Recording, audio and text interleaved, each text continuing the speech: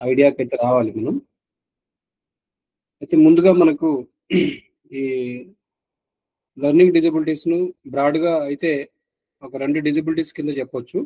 ఒకటి verbal learning disabilities అని, non verbal learning disabilities అని చెప్పొచ్చు. ఈ వెర్బల్ లెర్నింగ్ డిజబిలిటీస్ అంటేనే ప్రధానంగా మనకేవైతే డిస్లెక్సియా గానీ, డిస్గ్రాఫియా గానీ, డిస్కాలిక్లియా గానీ, డిస్ప్రాక్సియా ఈ ప్రధానంగా ఈ 4 డిజబిలిటీస్ ఏవైతే ఉన్నాయో ఇవి వెర్బల్ లెర్నింగ్ డిజబిలిటీస్ కింద తీసుకోవాలి మనం. నాన్ వెర్బల్ లెర్నింగ్ డిజబిలిటీస్ ఏమొస్తాయంటే మనకు ఏడిహెచ్డి కానీ, ఏడిడి కానీ, లేదా ఎమోషనల్ ప్రాబ్లమ్స్, బిహేవియర్ ప్రాబ్లమ్స్ ఇవన్నీ నాన్ వెర్బల్ లెర్నింగ్ డిజబిలిటీస్ కింద పరిగణించవచ్చు. సో కాబట్టి మనం ఫస్ట్ వెర్బల్ డిజబిలిటీస్ ఏమున్నాయి, సో వాటిలో ప్రాబ్లమ్స్ ఏమేమి ఉంటాయి అనేది ఒకసారి చూద్దాం. ముందుగా మనకు ఈ స్లైడ్లో మీకు ముందు స్లైడ్ ఏదైతే ఉందో ఈ మధ్య కాలంలో ఈ లెర్నింగ్ డిజబిలిటీస్ అనే పదాన్ని, ఎస్ఎల్డి అనేటటువంటి పదాన్ని మనం చాలాసార్లు వింటూ ఉన్నాం. వాటి సంఖ్య కూడా పెరుగుతూ ఉంది. గతంలో మనకు విజువల్ ఇంపైర్మెంట్ కావచ్చు, హియరింగ్ ఇంపైర్మెంట్ కానీ వినేవాళ్ళం మనం, ఐడి కానీ ఇలాంటివి. కానీ ఇప్పుడు ఈ మధ్యలో మనం ఎస్ఎల్డి అనే వారి సంఖ్య చాలా పెరుగుతూ వస్తుంది, పిల్లల యొక్క సంఖ్య పెరుగుతూ వస్తుంది. సో కాబట్టి వీటి గురించి మనం చూద్దాం. ఫస్ట్ స్లైడ్లో మనకి ఏం పెట్టామంటే the latest challenging sub area of broader field of special education is learning disability. So ఇప్పుడున్నటువంటి ప్రత్యేక విద్యా విధానంలో ముఖ్యంగా ఎక్కువ మంది ఈ లెర్నింగ్ డిజబిలిటీతో ఇబ్బంది పడుతున్నటువంటి పిల్లలు ఉన్నారు. దాంట్లో ఈ లెర్నింగ్ డిజబిలిటీ అనేటటువంటి పదం ఫస్ట్ లైన్ మనం ఏం చెప్తున్నాం అంటే ఇప్పుడున్నటువంటి ఒక మేజర్ ఛాలెంజ్ అని చెప్పొచ్చు. ప్రస్తుత విద్యా విధానంలో ఈ లెర్నింగ్ డిజబిలిటీ పిల్లల యొక్క సంఖ్య పెరుగుతూ వస్తుంది కాబట్టి ఇది ఒక మేజర్ ఛాలెంజ్ అని కూడా చెప్పొచ్చు. Learning disability was proposed by Samuel Crick. Learning డిజబిలిటీని ఎవరు ప్రపోజ్ చేశారనేది గుర్తుపెట్టుకోవాలి, సామ్యుయల్ క్రిక్. అది ఎప్పుడు అనేది కూడా ఒక పేరెంట్స్ మీటింగ్లో న్యూయార్క్ సిటీలో 1962లో దీన్ని ప్రపోజ్ చేయడం జరిగింది. దీన్ని ఇంపార్టెంట్ కాబట్టి మనం గుర్తుంచుకోవాలి. ఎవరు ప్రపోజ్ చేశారు, ఎక్కడ ప్రపోజ్ చేశారు, ఏ ఇయర్ ప్రపోజ్ చేశారు అనేది ఇంపార్టెంట్ మనకి. తర్వాత లెర్నింగ్ డిజబిలిటీ అనేది న్యూరో డెవలప్మెంటల్ డిజార్డర్. ప్రధానంగా మన క్వశ్చన్ ఇట్లాంటివి అడగవచ్చు. లెర్నింగ్ డిజబిలిటీ ఏ కారణం వల్ల వస్తుంది అంటే 2 ప్రధాన కారణాలు ఉన్నాయి దీంట్లో. ఒకటి హెరిడిటరీ ప్రాబ్లము, రెండవది న్యూరో డెవలప్మెంటల్ డిజార్డర్. ఇవి రాసుకోవాలి మనం. సో లెర్నింగ్ డిజబిలిటీ రావడానికి కారణం ఏంటి? న్యూరో డెవలప్మెంటల్ డిజార్డర్ ఒకటైతే రెండవది హెరిడిటరీ ప్రాబ్లం కూడా ఉన్నది. రైట్. సో దీంట్లోనే మనకి ఇంపార్టెంట్ కనిపిస్తుంది. ఎవరు ఇంట్రడ్యూస్ చేశారు, ఎప్పుడు ఇంట్రడ్యూస్ చేశాడు, ఏ ఇయర్లో, ఇది ఏ ప్రాబ్లం వల్ల వస్తుంది. న్యూరో డెవలప్మెంటల్ డిజార్డర్ లేదా హెరిడిటరీ ప్రాబ్లం అక్కడే రాసుకోవచ్చు మనం. Learning disability is a term used to describe a specific group of people having learning problems. మనం లాస్ట్ క్లాస్లో మేడం చెప్పినప్పుడు కూడా చెప్పారు, లెర్నింగ్ డిజబిలిటీ అనేది ఒక అంబరిల్లా వర్డ్ అని చెప్పారు మనకి. దీంట్లో లెర్నింగ్ డిజబిలిటీ అంటే ఒక స్పెసిఫిక్ ప్రాబ్లమే కాదు, దీంట్లో చాలా ప్రాబ్లమ్స్ ఉన్నాయి. రీడింగ్ ప్రాబ్లమ్స్ ఉండొచ్చు, రైటింగ్ ప్రాబ్లమ్స్ ఉండొచ్చు, మ్యాథమెటికల్ ప్రాబ్లం ఉండొచ్చు, లేదా మోటార్ ప్రాబ్లమ్స్ కూడా ఉంటాయి. సో కాబట్టి ఇది అంబ్రిల్లా వర్డ్ అని చెప్తున్నాం మనం. They generally face problems in the learning disability. వాళ్ళు ముఖ్యంగా దేంట్లో ప్రాబ్లమ్స్ ఫేస్ చేస్తారనేది 5th లైన్లో మనం మెన్షన్ చేసాం. రీడింగ్ ప్రాబ్లం ఉంటుంది, రైటింగ్ ప్రాబ్లం ఉంటుంది, స్పెల్లింగ్ ప్రాబ్లం ఉంటాయి, మ్యాథమెటికల్ ప్రాబ్లమ్స్ ఉంటాయి. ప్రధానంగా వీటినే మనం వెర్బల్ లెర్నింగ్ డిజబిలిటీస్ కింద చెప్పొచ్చు. Reading, writing, spelling and mathematics. Then some of these people excel in the many areas other than the problem areas. కొద్దిమంది పిల్లలు ఎలా ఉంటారంటే వీళ్ళు కొన్నిట్లో ఎక్సలెంట్ ఉంటారు. అంటే ఈ పిల్లలు ఎవరైతే ఈ ప్రాబ్లం ఉన్నటువంటి వాళ్ళు ఉంటారో కొన్ని యాక్టివిటీలో ఎక్సలెంట్గా ఉంటారు, బట్ వాళ్ళకు రీడింగ్ అండ్ రైటింగ్ వచ్చే వరకు మేబీ వాళ్ళు ల్యాక్ అయి ఉండొచ్చు. అంటే వీళ్ళని మనం డిగ్రేడ్ చేయడానికి కూడా లేదు. Learning disabilities or learning disorders మనం సైమల్టేనియస్ గా వాడుతూ ఉంటారు ఈ పదాలను. లెర్నింగ్ డిజబిలిటీ అని ఒకసారి పిలుస్తాం, లెర్నింగ్ డిజార్డర్ అని పిలుస్తూ ఉంటాం. ఏదైనా learning disabilities are an umbrella term for a wide variety of learning problems. Children with learning disabilities do not face problem with intelligence. గుర్తుపెట్టుకోవాలి, మనకి ఇంపార్టెంట్ ఇది. మనకు లెర్నింగ్ డిజబిలిటీ ఉన్నటువంటి పిల్లలు ప్రజ్ఞాపరంగా ఏమైనా సమస్యలు ఎదుర్కొంటారంటే లేదు. ప్రజ్ఞాపరంగా ఎలాంటి సమస్యలు లేవు వాళ్ళకి. ఇంటెలిజెన్స్ ప్రాబ్లమ్స్ ఉండవు, మోటివేషన్ ప్రాబ్లం ఉండదు, లేజీనెస్ ఉండదు, డమ్నెస్ కూడా ఉండదు. అంటే వాళ్ళు ఎవరితో మాట్లాడకుండా ఉండడం కానీ అలా ఏం చేయరు. లేజీనెస్ అంటే సోమరులుగా కూడా ఉండరు వాళ్ళు. దెన్ వీళ్ళకి ఒక ప్రేరణ కూడా సపరేట్గా ప్రేరణ అక్కర్లేదు మనకు. ఇంటెలెక్చువల్ డిజబిలిటీ వాళ్ళని ఎలాగైతే ప్రేరేపిస్తున్నామో, మోటివేట్ చేస్తున్నామో అలాంటిది అక్కర్లేదు వీళ్ళు. కాబట్టి children with learning disabilities do not face problems with intelligence, motivation, laziness or dumbness. Right. The term learning disability indicates limited ability. Learning disability దేన్ని డినోట్ చేస్తుంది, దేన్ని ఇండికేట్ చేస్తుంది అంటే లిమిటెడ్ ఎబిలిటీ ఇన్ లెర్నింగ్. అభ్యసనలో కొంత పరిమిత సామర్థ్యాలు ఉండడం అంతే. లెర్నింగ్ డిజబిలిటీ అంటే అభ్యసనలో పరిమిత సామర్థ్యాలను సూచిస్తుంది అంతే, గుర్తుపెట్టుకోవాలి మనం. Next, when a person exhibits inadequacy or limited ability in learning wide variety of tasks that involves different levels in intellectual functioning, he can be considered to have intellectual disabilities. అంటే ఇక్కడ ఏంటంటే అనేక రకాల పనులను నేర్చుకోవడంలో అసమర్థత ఉండడం కానీ లేదా పరిమిత సామర్థ్యాన్ని ప్రదర్శిస్తే వాళ్ళను ఇంటెలెక్చువల్ డిజబిలిటీ కింద ట్రీట్ చేస్తారు.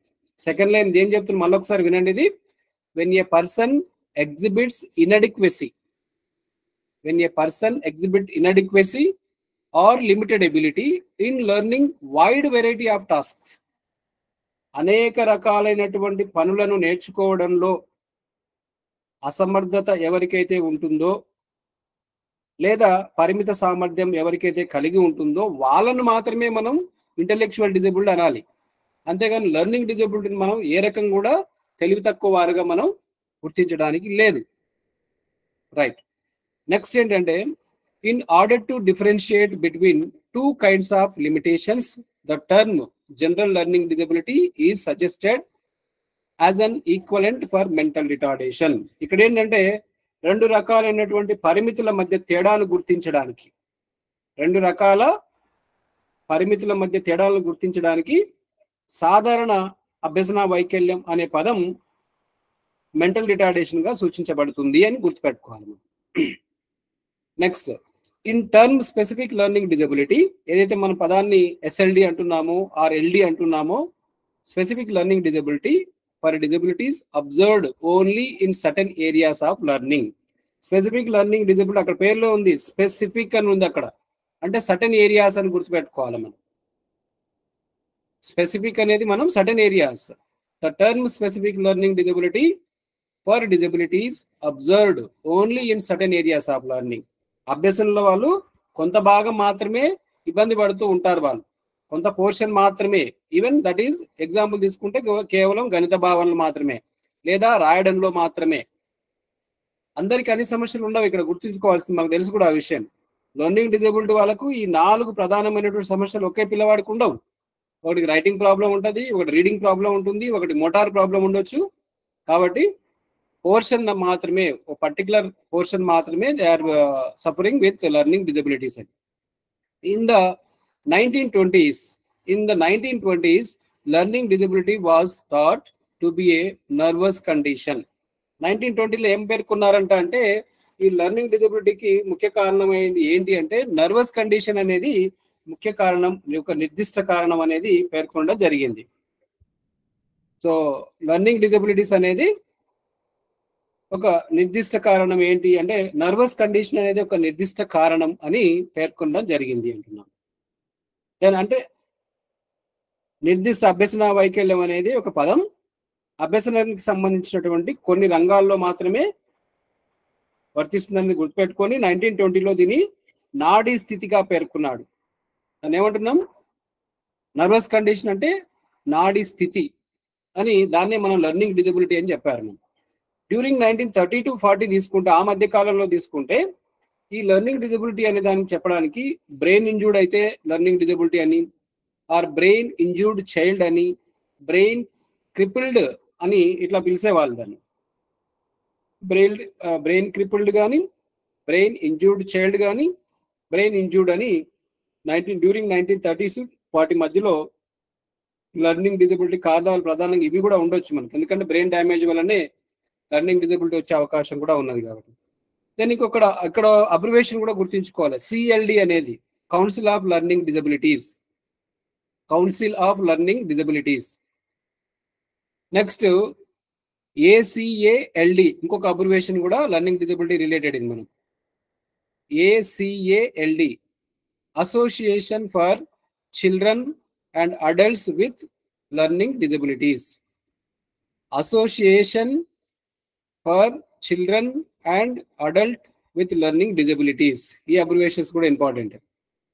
Then next, a learning disability refers to retardation, disorder, delayed development or more of the process of speech language అని చెప్తారు.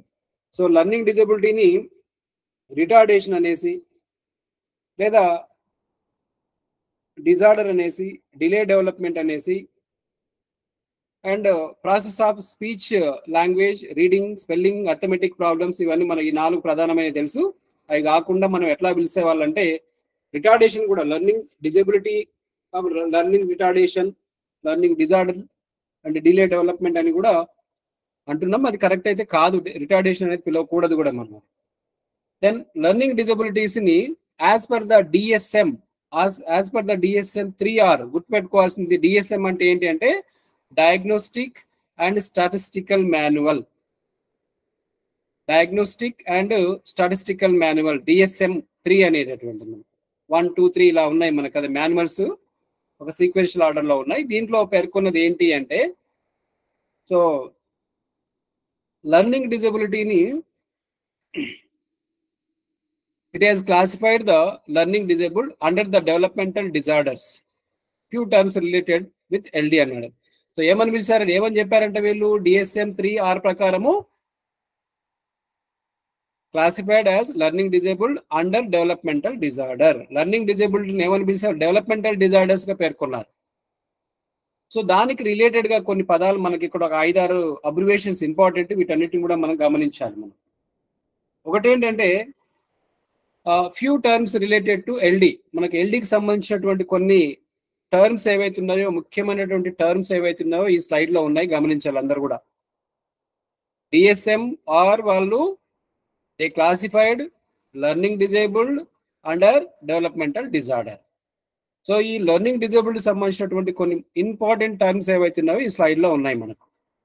ఒకటి ఏంటంటే DELD, developmental expressive language disorder.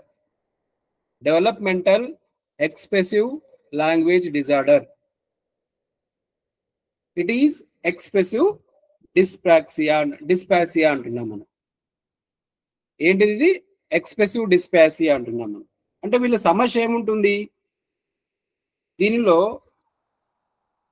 నోటి ద్వారా పలికేటటువంటి పదాలు, పదజాలం కావచ్చు, లేదా it effects on oral vocabulary and sentence structure organisation. ఎవరికైతే ఈ ఎక్స్ప్రెసివ్ డిస్పాసియా ఉంటుందో, మళ్ళీ మనకు కన్ఫ్యూజ్ కాకుండా వినండి, ఇక్కడ ఇంపార్టెంట్ ఇవన్నీ కూడా మనకు ఎల్డీకి సంబంధించి కొన్ని ముఖ్యమైనటువంటి టర్మ్స్ ఇక్కడ మనం పేర్కొంటున్నాం. దాంట్లో ఫస్ట్ వన్ వచ్చేసి DELD, developmental expressive language disorder. వీళ్ళ ప్రాబ్లం ఏంటి? ఎక్స్ప్రెసివ్ డిస్పాసియా అంటున్నాం. ఈ ఎక్స్ప్రెసివ్ డిస్పాసియా ఉన్నటువంటి వాళ్ళ ప్రాబ్లం ఏంటి అంటే it effects on oral vocabulary and sentence structure organisation. అంటే నోటి ద్వారా పలికేటటువంటి పదజాలాలు స్పష్టంగా పలకకపోవడం ఒకటైతే, వాక్య నిర్మాణంపై ప్రభావం చూపిస్తుంది. వాక్యాలను కూడా వాళ్ళు ప్రాపర్గా బిల్డ్ చేయలేకపోవడం. ఈ రెండింటి ప్రాబ్లం ఎవరికైతే ఉందో వాళ్ళు ఎక్స్ప్రెసివ్ డిస్పాసియా అంటాం మనం. ఎక్స్ప్రెసివ్ డిస్పాసియా ఉన్న వాళ్ళకు ఓరల్ వెకాబులరీ ప్రాబ్లం ఉంటుంది, సెంటెన్స్ స్ట్రక్చర్ ఆర్గనైజేషన్ ప్రాబ్లం ఉంటుంది. దెన్ సెకండ్ వన్ ఏంటి అంటే DRLD, developmental receptive language disorder. అక్కడేమో ఎక్స్ప్రెసివ్ లాంగ్వేజ్ డిజార్డర్ ఫస్ట్ దాంట్లో, రెండో దాంట్లో ఏంటి receptive language disorder, developmental receptive language disorder abbreviated with DRLD. వీళ్ళని ఏమంటున్నాం మనం అంటే రిసెప్టివ్ డిస్పాసియా అంటున్నాం మనం. వీళ్ళ యొక్క ప్రాబ్లం ఏంటి, impairment in comprehension of spoken work. వీళ్ళ ప్రాబ్లం ఏముంటుంది, impairment in comprehension of spoken work, అంటే మాట్లాడినప్పుడు అర్థం చేసుకోవడంలో సమస్య ఉండడం. ఎవరన్నా మాట్లాడితే రిసెప్టివ్ అంటున్నాం కదా, ఇతరులు మాట్లాడారు అనుకోండి మనం అర్థం చేసుకోలేకపోవడం, దాన్ని మనం డిఆర్ఎల్డి తెల రిసెప్టివ్ డిస్పాసియా అంటాం. ఈ పదాలు జాగ్రత్తగా గుర్తుపెట్టుకోవాలి. రిసెప్టివ్ డిస్పాసియా ఉన్న వాళ్ళ సమస్య ఏంటంటే impairment in comprehension of spoken work, ఎవరన్నా మాట్లాడినప్పుడు అర్థం చేసుకోవడంలో సమస్యలు ఉంటాయి, దాన్ని రిసెప్టివ్ డిస్పాసియా అంటున్నాం. దెన్ థర్డ్ వన్ ఏంటి అంటే డిఆర్డి, అబ్రివేషన్ ఇది, developmental reading disorder. Developmental reading disorder, దీన్నే మనం డిస్లెక్సియా అంటున్నాం. మనం డెవలప్మెంటల్ రీడింగ్ డిజార్డర్ను డిస్లెక్సియా కింద పేర్కొంటున్నాం. అంటే వీళ్ళ సమస్య ఏంటి డిస్లెక్సియాది, impairment in the written words recognition and or comprehension. So dyslexia ఉన్న వాళ్ళ యొక్క సమస్య ఏంటి, impairment in the written words recognition or comprehension అంటున్నాం. అంటే రాతపూర్వక పదాలను గుర్తించడంలో సమస్య ఉండడం, అలాగే గ్రహణ సమస్యలు ఉండడం. ఇక్కడ గ్రహించడంలో, కాంప్రిహెన్షన్ అంటే గ్రహించడం మనం. సో ఈ రెండు ప్రాబ్లమ్స్ ఉంటాయి. డిస్లెక్సియా ఉన్న వాళ్ళల్లో మళ్ళీ రిపీట్ చేస్తున్నాను, డెవలప్మెంటల్ రీడింగ్ డిజార్డర్ అనేది డిఆర్డి డినోట్ చేస్తున్నాం అబ్రివేషన్తో, డిస్లెక్సియా అంటున్నాం. డిస్లెక్సియా సమస్య ఉన్న వాళ్ళకు రిటర్న్ వర్డ్స్ రికగ్నిషన్ ప్రాబ్లం ఉంటుంది అండ్ కాంప్రిహెన్షన్ ప్రాబ్లం ఉంటుంది. అంటే రాతపూర్వక పదాలను గుర్తించలేకపోవడం, రెండవది గ్రహణ శక్తి లోపాలు ఉండడం కూడా దీంట్లో ఉంటాయి. దెన్ నాలుగవది ఏంటంటే DEWD, developmental expressive writing disorder. Developmental expressive writing disorder, దీన్నే మనం డిస్గ్రాఫియా అంటున్నాము. డిస్గ్రాఫియా ఉన్న వాళ్ళకు ప్రాబ్లం ఏంటో మనకు తెలిసే ఉంటుంది, మనం చదివాం already thoroughly. Limited ability to compose written text, limited ability to compose written text marked by spelling errors or grammatical errors or punctuation errors or poor paragraph organisation. Dysgraphia సమస్య ఉన్న వాళ్ళకు ఇలాంటివే మనం ఎక్స్పెక్ట్ చేయాలి. మనం డిస్గ్రాఫియా సమస్య ఉన్న వాళ్ళకు ఏముంటుంది, వాళ్ళు ఏం ప్రాబ్లం ఉంటుందంటే, ఒకటి కంపోజ్ రిటన్ టెక్స్ట్ ప్రాబ్లం, అంటే limited ability to compose written text, లేదా marked by spelling errors, grammatical errors, punctuation errors, then poor paragraph organisation. ఒక పారాగ్రాఫ్ను వాళ్ళు నిర్మించడం కూడా వాళ్ళకి సమస్యగా ఉంటుంది. అంటే మనం వ్రాతపూర్వక వచనాన్ని కంపోజ్ చేయలేకపోవడం, అంతేకాకుండా స్పెల్లింగ్లో లోపాలు ఉండడం, అలాగే వ్యాకరణ లోపాలు ఉండడం, విరామ చిహ్నాలను వాడకంటే పంక్చువేషన్ ఎర్రర్స్ అంటే విరామ చిహ్నాలు, కామా, ఫుల్ స్టాప్ లాంటివి, ఎక్స్ప్లెనేషన్ మార్క్స్ లాంటివి, ఆశ్చర్యార్థకంటాం కదా అలాంటివి కావచ్చు, ఇవి ఇన్వర్టెడ్ కామాస్ కానీ ఇవన్నీ కూడా పెట్టకపోవడం కానీ పారాగ్రాఫ్ను కూర్చడంలో కూడా సమస్యలు ఉంటాయి. ఇవి డిస్గ్రాఫియాకి సంబంధించినటువంటివి. దెన్ నెక్స్ట్ వన్ వచ్చేసి developmental arithmetic disorder. Developmental DAD అనే అబ్రివేషన్ మనం గుర్తుంచుకోవాలి. Developmental arithmetic disorder, it is dyscalculia. దాన్ని ఎట్లా ట్రీట్ చేస్తున్నామో డిస్కాలిక్లియా అంటున్నాం. మరి డిస్కాలిక్లియా ఉన్న వాళ్ళ యొక్క ప్రాబ్లం ఏంటో మనకు తెలుసు. There is a impairment in development of arithmetic skills. వీళ్ళకు ఉన్నటువంటి ప్రధాన సమస్య ఏంటి? అంకగణిత నైపుణ్యాలలో లోపాలు ఉండడము. అంకగణిత నైపుణ్యాల్లో, గణిత శాస్త్ర నైపుణ్యాల్లో లోపాలు ఉంటే వాళ్ళను మనం డిఏడి కింద పరిగణించవచ్చు, డెవలప్మెంటల్ అర్థమెటిక్ డిజార్డర్. రైట్ అండి. ఇప్పుడు మనం ఒక్కొక్క దాని గురించి కొంత బ్రీఫ్ చేయడానికి ట్రై చేద్దాం. ముందు మనం డిస్లెక్సియా అంటున్నాం. సో డిస్లెక్సియా అనగానే మనకు చదవడంలో కానీ, రాయడంలో కానీ, అక్షర క్రమంలో కానీ లోపాలు ఉంటాయి. ఇక్కడ అదే పెట్టాము. Dyslexia is a pattern of difficulties in learning to read, right and spellings. ఎవరికైతే రాయడంలో సమస్య ఉన్నా, చదవడంలో సమస్య ఉన్నా, అక్షర క్రమ సమస్యలు ఉన్నప్పటికీ వాళ్ళను మనం డిస్లెక్సియా కింద పరిగణించవచ్చు. వాళ్ళకు ప్రధానంగా ఇక్కడ the following may also be affected. వీళ్ళకు వేటి మీద వీటి ప్రభావం చూపిస్తుంది డిస్లెక్సియా అంటే? ఒకటి, సంఖ్యాపరమైనటువంటి సమస్యలు, న్యూమరిక్స్ అంటున్నాడు. న్యూమరిక్ అంటే సంఖ్యాపరమైనటువంటి సమస్యలు ఉంటాయి. రెండవది, డిస్లెక్సియా ఉన్న వాళ్ళకు మోటార్ స్కిల్స్ అంటున్నాం, అంటే చలన సమస్యలు ఉండడం, చలన నైపుణ్యాలు తక్కువగా ఉండడం వీళ్ళకు. మూడవది, స్పోకెన్ లాంగ్వేజ్ అంటున్నాం, అంటే భాషా నైపుణ్యాలు తక్కువగా ఉండడం. నాలుగవది, ఇన్ఫర్మేషన్ ప్రాసెసింగ్ అంటున్నాం, అంటే సమాచార సేకరణ సమస్యలు ఉండడం. Next one, memory and organisational skills, జ్ఞాపక శక్తి మరియు సంస్థాపక నైపుణ్యాలు తక్కువగా ఉండడం. సంస్థాపక పరమైనటువంటి ఆర్గనైజేషనల్ స్కిల్స్ అంటే సంస్థాపక నైపుణ్యాలు అంటాము. సో ఇవి డిస్లెక్సియా వల్ల ఎఫెక్ట్ అవుతాయి మనం. సో మళ్ళీ ఒకసారి ఇంపార్టెంట్, మనకి నాలుగే చాలా ప్రధానంగా ఇంపార్టెంట్, ఎక్కువ క్వశ్చన్స్ వస్తాయి కాబట్టి. డిస్లెక్సియా ప్రాబ్లం ఏంటి? Reading problem, writing problem and spelling problems తరచుగా ఉంటాయి. ఈ డిస్లెక్సియా ఉన్న వాళ్ళు మిగతా వాటి మీద న్యూమరికల్లో కానీ, అంటే సంఖ్యాపరమైనటువంటి సమస్యలు ఎదుర్కొంటారు, భాషాపరమైనటువంటి సమస్యలు ఎదుర్కొంటారు, చలన సమస్యలు ఎదుర్కొంటారు, అలాగే సమాచార సేకరణ సమస్యలు ఎదుర్కొంటారు, దెన్ జ్ఞాపక శక్తి రిలేటెడ్ సమస్యలు కూడా ఉంటాయి అంటున్నాము. రైట్, ఇక్కడ ఒక ఇమేజ్ కనిపిస్తా ఉంది. ఇది అంబ్రిల్లా వర్డ్ అని చెప్తున్నాం కదా. సో ఇది ఒకసారి ఇమేజ్ చూసాక దాని డిస్క్రిప్షన్ అనేది నెక్స్ట్ స్లైడ్లో పెట్టాము మనం. ఈ స్పెసిఫిక్ లెర్నింగ్ డిజేబుల్డ్, SPELD అనేది ఉంది కదా, స్పెసిఫిక్ లెర్నింగ్ డిజేబుల్డ్. అది కింద రూట్స్ మనకు కనిపిస్తున్నాయి, వేర్లు. అంటే ఈ స్పెసిఫిక్ లెర్నింగ్ డిజబిలిటీ రావడానికి కారణాలు ఏంటి అనేది కింద బాటంలో మీకు left side neurological problem, right side hereditary problem అని చెప్పాము. అంటే ఈ సమస్యలు ఎదుర్కోవడానికి ప్రధానమైనటువంటి మూల కారణాలు ఈ రెండు, న్యూరోలాజికల్ ప్రాబ్లం ఒకటి, హెరిడిటరీ ప్రాబ్లం ఒకటి.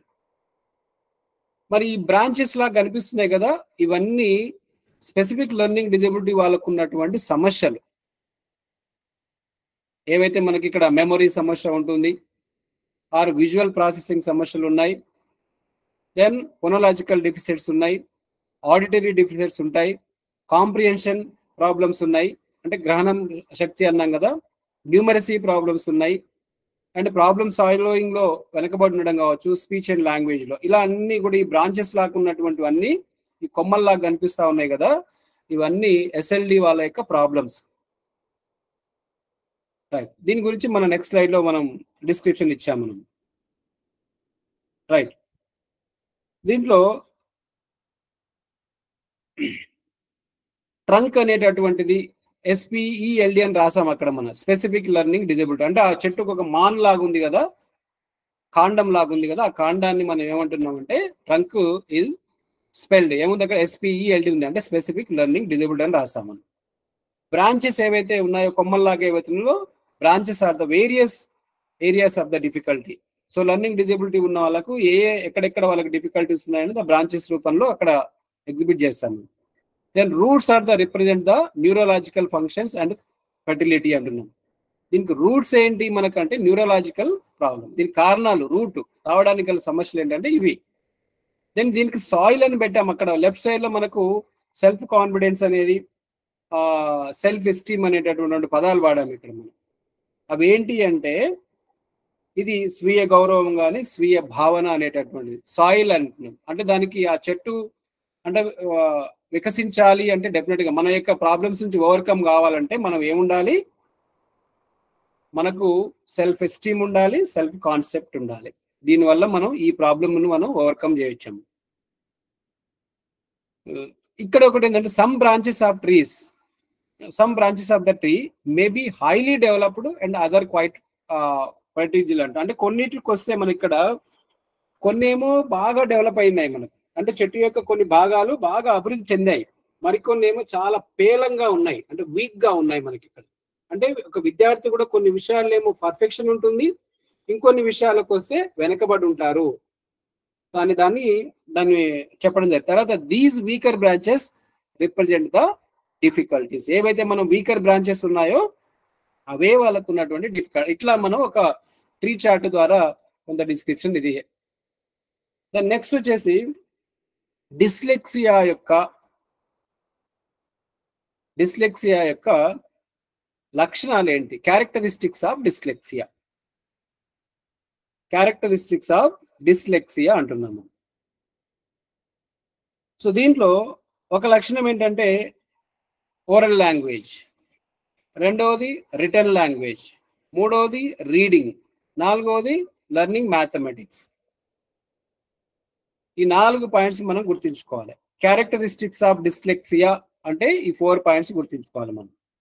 ఒకటి ఓరల్ లాంగ్వేజ్, రెండవది రిటర్న్ లాంగ్వేజ్ ప్రాబ్లం, మూడవది రీడింగ్ ప్రాబ్లమ్స్, నాలుగవది లెర్నింగ్ మ్యాథ్. సో ఫస్ట్ మనం చూస్తే తెలుగులో ఏమంటాం మనం, ఓరల్ లాంగ్వేజ్ అంటే మౌఖిక భాష అంటాం మనం. ఓరల్ లాంగ్వేజ్ ని మౌఖిక భాష అంటున్నాం మనం. దీంట్లో ఫస్ట్ వన్ ఏంటి ప్రాబ్లం ఏంటుందంటే ప్రొనౌన్సింగ్ వర్డ్స్, అంటే పదాలను సరిగా ఉచ్చరించకపోవడం.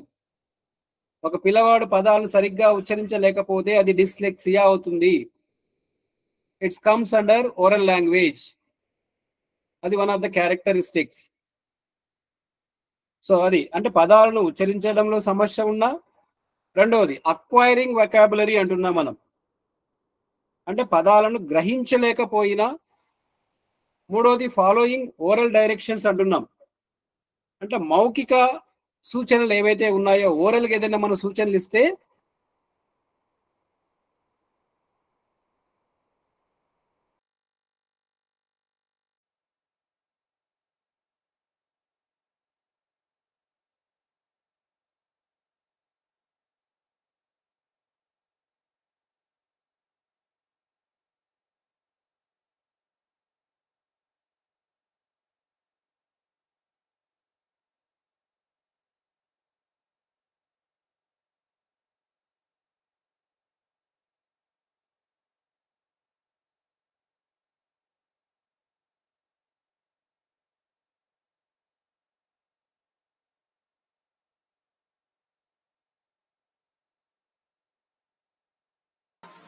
Sir, you are not audible.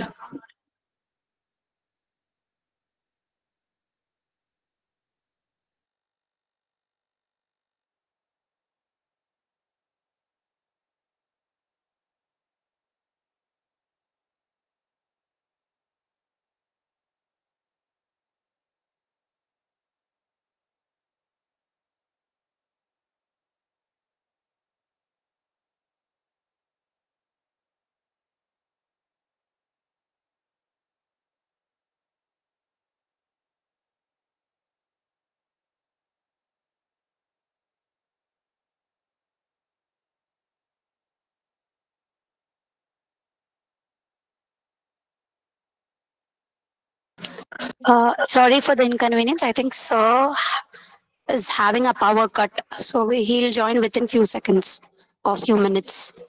Thank you.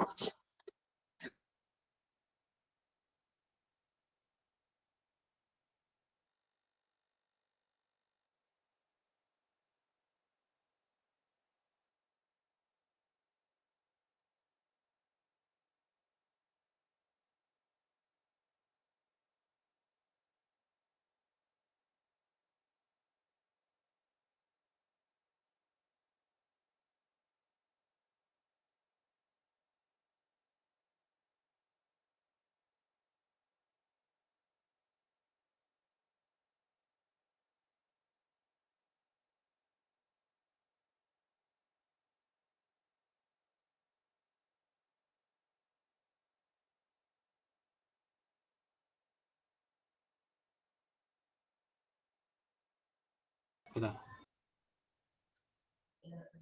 Right అండి.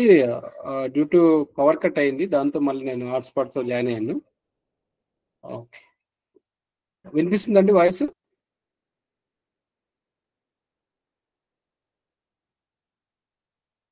హలో,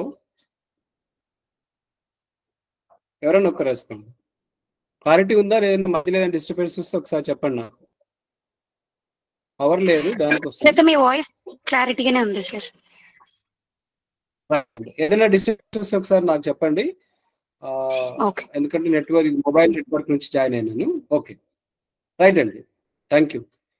సో దీంట్లో ఈ క్యారెక్టరిస్టిక్ లో ఫస్ట్ ఓరల్ లాంగ్వేజ్ లో వస్తే సరిగ్గా పలకలేకపోవడం, వర్డ్స్ సరిగ్గా పలకలేకపోవడం కానీ, రెండవది పదాలను గ్రహించడంలో సమస్యలు ఉండడం కానీ, ఫాలోయింగ్ ఓరల్ డైరెక్షన్స్, ఎవరైతే మనం డైరెక్షన్స్ అంటే ఓరల్ గా డైరెక్షన్స్ ఇస్తే దాన్ని మనం ఫాలో కాకపోవడం కానీ, అంటే మౌఖికంగా చెప్తే లేకపోవడం కానీ. ఇంకొక సమస్య ఏంటంటే confusion with left and right. పిల్లవాడు కుడి ఎడమకు తేడాలు గుర్తించలేకపోతే అతనికి సమస్య ఉంటుంది అంటే dyslexia. Right. Sir voice fluctuate అవుతుంది బాగా. ఓ, సో చూద్దాం, ఒక 2 minutes చూద్దాం. ఒకవేళ అలాగే ఉంటే మనం ఆల్టర్నేటివ్ చూద్దాం. నేను ఆల్రెడీ అంటే ఇప్పుడు కూడా మీరు మాట్లాడుతూ ఉంటే కూడా ఫ్లక్చుయేట్ అవుతుంది. Okay. So left and right కి తేడాలు కన్ఫ్యూజన్ గురైనట్లయితే, కుడి ఎడమకు తేడాలు గ్రహించడంలో సమస్య ఉన్నట్లయితే వాళ్ళని డిస్లెక్సియా ఉన్నట్టుగా భావించాలి. దెన్ లెర్నింగ్ రైమ్స్ కానీ సాంగ్స్ కానీ నేర్చుకోవడంలో కూడా ఇబ్బంది పడుతూ ఉంటారు. అలాగే డిఫికల్టీ ఇన్ రీడింగ్, చదవడంలో సమస్యలు ఉండడం. అండ్ రిమెంబరింగ్ నేమ్స్, గుర్తించుకోవడంలో సమస్యలు ఉండడం. ఒమేషన్ ఆఫ్ వర్డ్స్, పదాలు చదువుతున్నప్పుడు వాటిని చదవకుండా కొన్ని పదాలను మినహాయించి లేదా వదిలేసి చదువుతారు కదా, పదాలను వదిలేసి చదవడం కానీ ఇలా చేస్తుంటే కూడా ఇది డిస్లెక్సియానే. And lack of fluency with larger words, పెద్ద పెద్ద పదాలను చదవలేకపోవడం.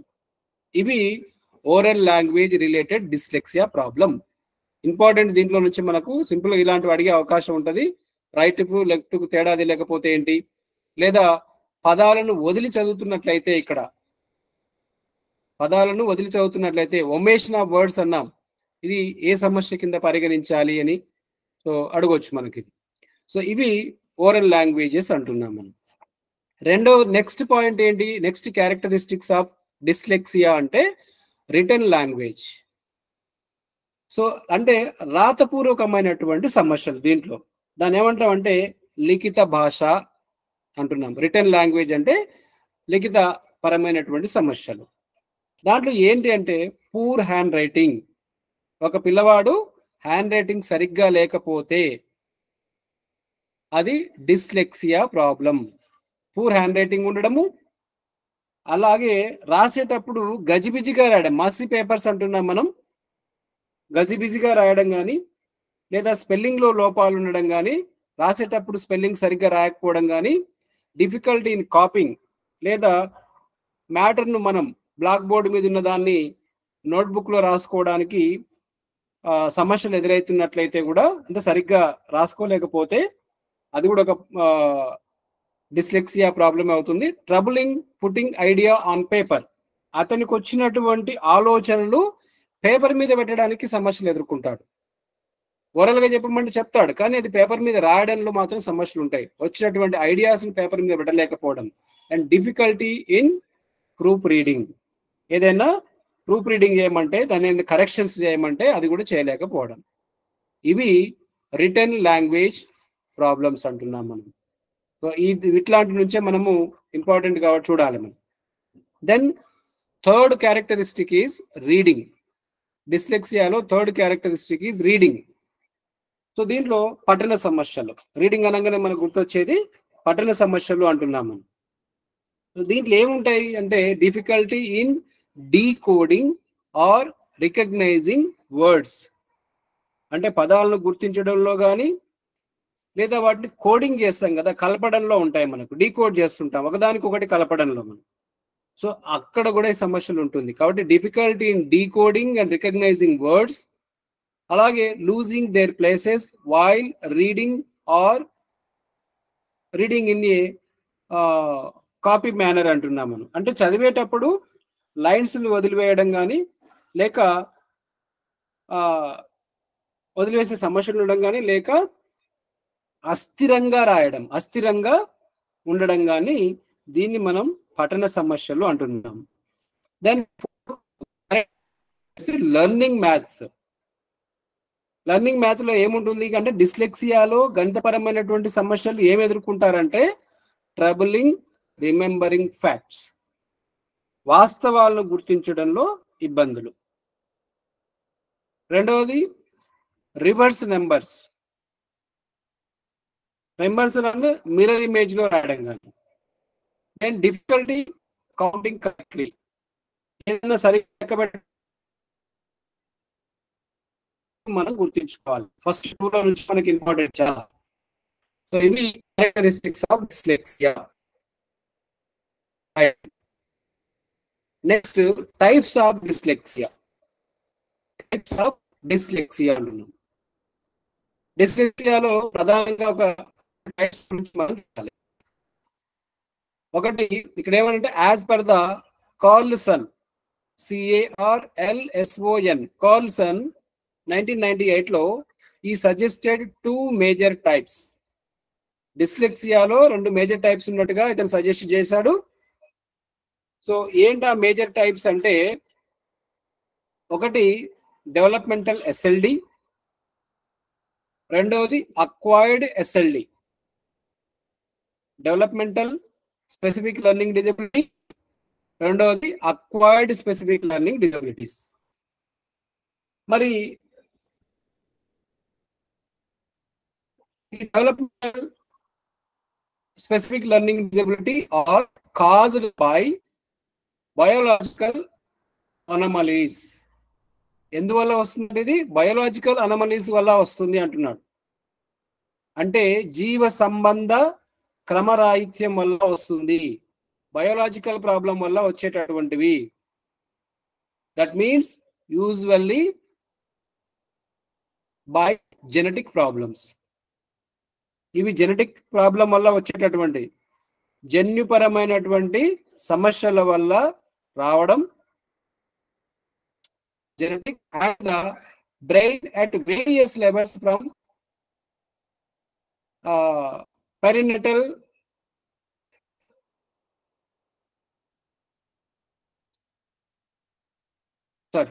ఇది పేరెంటల్ టు చైల్డ్ డెవలప్మెంట్ అంటున్నాం. Parental to child development. ఇక్కడ అంటే ఇక్కడ డెవలప్మెంటల్ SLD అనేటటువంటిది బయోలాజికల్ అనమలీస్ వల్ల, అంటే జీవ సంబంధ క్రమ రాహిత్యం వల్ల వచ్చేటటువంటి సమస్య. దీన్ని జెనెటికల్ ప్రాబ్లం వల్ల, అంటే జన్యుపరమైనటువంటి సమస్య వల్ల కానీ లేదా బ్రెయిన్ రిలేటెడ్ ఇష్యూస్ వల్ల ఈ డెవలప్మెంటల్ అనేది ఏర్పడుతుందని చెప్పి. రెండవది ఏంటంటే అక్వైర్డ్ SLD.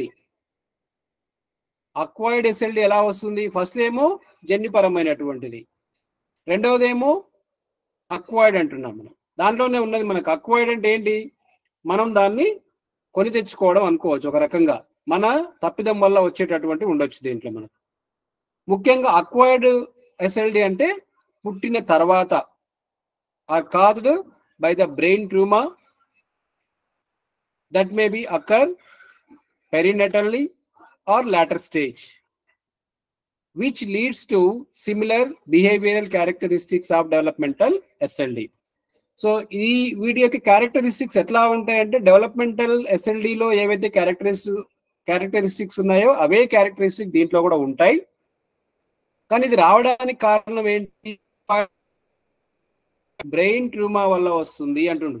అంటే మెదడుకు గాయాల వల్ల వస్తుంది. పుట్టిన తర్వాత మెదడుకు గాయం కావడం వల్ల వచ్చేటటువంటిది ఏమో అక్వైర్డ్ SLD, జెనెటికల్లీ వచ్చేటటువంటిది ఏమో డెవలప్మెంటల్ SLD.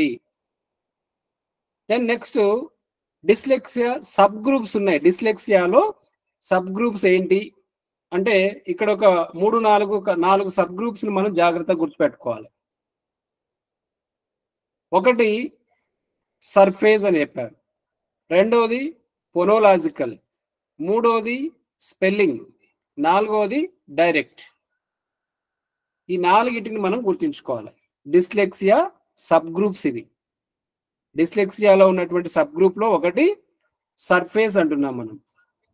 అంటే సర్ఫేస్ అంటే ఏంటంటే ఇక్కడ person can read words phonetically but has problem with whole word recognition. అంటే పదాలను చదవగలడు కానీ పూర్తి పదాన్ని గుర్తించడంలో సమస్యలు కలిగి ఉండడం.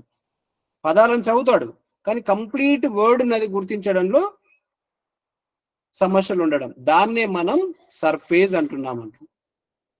Person can read words politically, పదాలను చదవగలడు కానీ పూర్తి పదాన్ని గుర్తించడంలో సమస్యలు ఉంటాయి. But has problem with whole word recognition. Then second one ఏంటంటే phonological. Second subgroup in dyslexia phonological.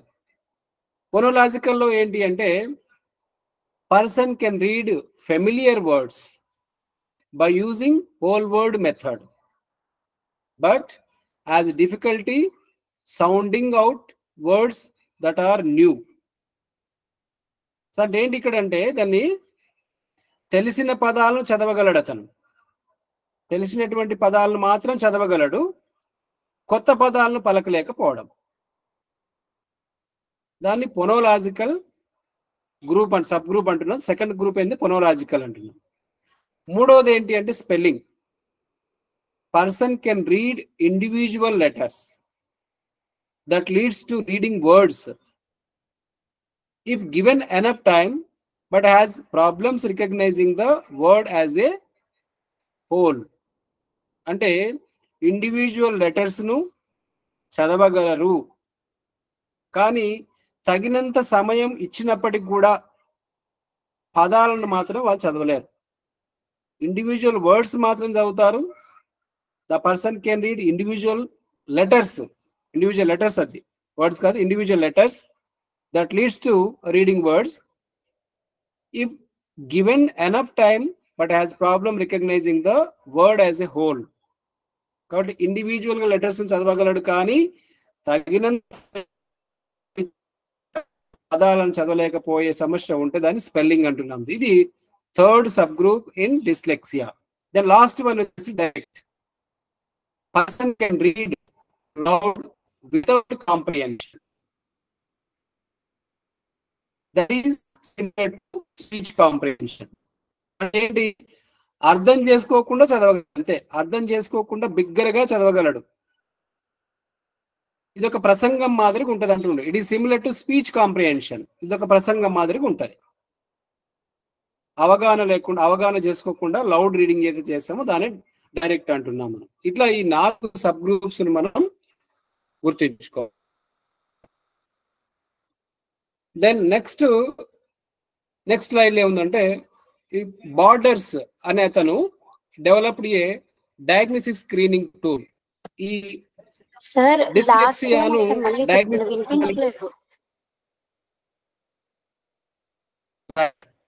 ఈ డైరెక్ట్ అనేటటువంటి ఇదేనా, స్పెల్లింగ్ కాకుండా direct. Direct. Direct person can read loud without comprehension. అంటే అర్థం చేసుకోకుండా బిగ్గరగా చదవడం, అంటే బట్టి లాగా మనకు అది కాన్సెప్ట్ ఏం అర్థం చేసుకోకుండా లౌడ్ రీడింగ్ అనేది చేస్తాడు. ఇది ఎట్లా ఉంటుందంటే it's since looks like similar to the speech comprehension. ఒక ప్రసంగం లాగా ఉంటుంది తప్ప వాడికి కూడా తెలియదు, ఓన్లీ లౌడ్ రీడింగ్ అని చేయగలడు అన్నట్టు. దాన్ని డైరెక్ట్ అంటున్నాం. డైరెక్ట్ అంటే అంతే, అవగాహన లేకుండా చదవడము అనేది. దెన్ బార్డర్స్ బార్డర్ అనే అతను developed A diagnostic screening tool for developmental dyslexia. So దీని స్క్రీనింగ్ టూల్ ఒకదాన్ని borders is developed A diagnostic screening for developmental which 3 subtypes. Sir ఇప్పుడు అర్థం దాని ప్రకారం మళ్ళీ ఒక 3 subtypes.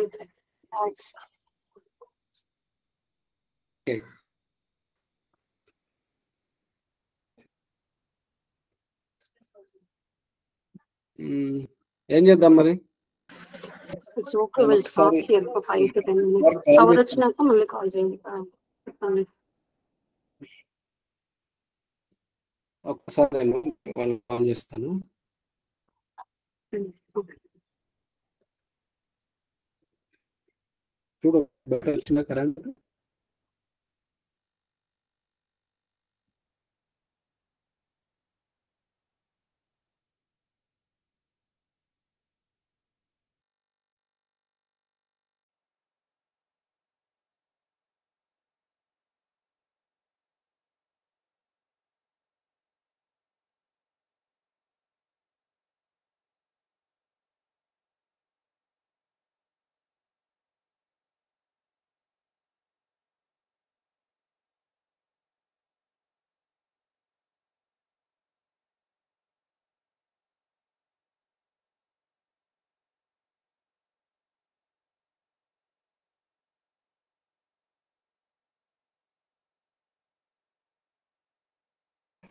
చేస్తున్నాను.